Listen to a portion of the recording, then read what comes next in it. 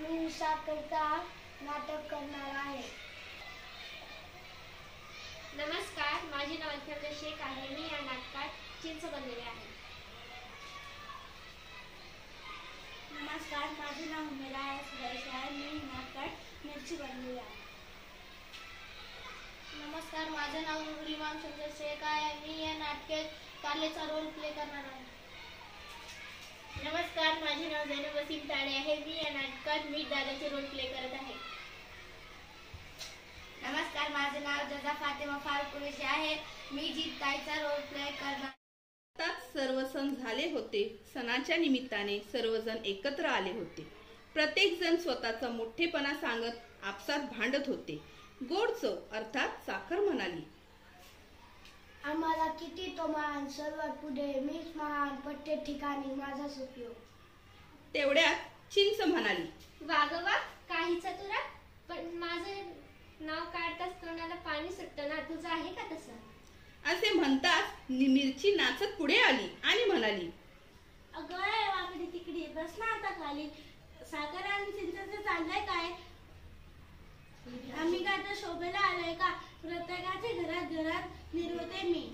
तेवढ्यात कोपऱ्यात बसलेले कारले रागातच पुढे आले आणि म्हणाले, काय पण मिरची लागली बडबडायला, आम्ही पण आहोत. आमचा पण उपयोग काही कमी नाही. आमच्याशिवाय औषध चुने पडतेत ना खाणे. बोला आता बोला, काय गप्प बसले? मिठाला काही राहवले नाही. ते म्हणाले, अगं साखर, नुसतं गोड खाऊन खाऊन रोग होतो, तुला पण खाणार. अगं चिंच, तुला खाल्लं तर जास्त खोकले येतो आणि मार बसते. आणि मिरची आली नाचत, सगळे म्हणतात तुला जास्त खाऊ नये. आणि कारले दादा, तुम्हाला पण खाणार, तुम्ही तर किती कडू असते. माझ्यामुळे सर्व पदार्थांमध्ये रुचकर येते आणि सर्व घरात पदार्थांमध्ये मीच हवेशी वाटते. आता सर्वांनाच राग आला होता. सर्वजण एकमेकांशी भांडू लागले. आवाज कोठून येतोय हे पाहायला म्हणून तोंडातील जीभताई वळवळत ऐटीत येत होत्या. सगळे तिच्याकडे पाहू लागले. मग जीभताई म्हणाल्या, काय गोंधळ चाललाय? मी मोठी, मी मोठा, काय काय सांगले? तू मोठी आणि चिंच तू मोठी, तू स्वतःला मोठी समजतेस. आणि मिरची ताई, कारले राव, मीठ दादा, बोला आता बोला. सगळे मान खाली घालून गप्प बसले. मग जीभताई म्हणाल्या, अरे तुम्ही तुमचंच पाहिलं, पण मला विसरले कसे? मीच नसेल तर कुठली गोड, कुठली खारट, कुठली तिखट, कडू? बोला आता. मग अशी कसे भांडत होते? मी असे करते, मी निघून जाते कायमची, मग बघा.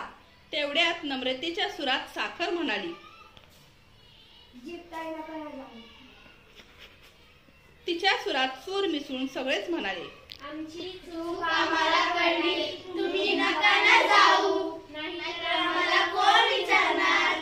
शांततेत जीभताई म्हणाल्या, अरे तर कोण लहान नाही, कोण मोठा नाही, जो तो आपल्या कामाने मोठा होतो. सर्वांना आपली चूक कळली होती. सर्वजण मिळून जीभताईला म्हणाले, हो हो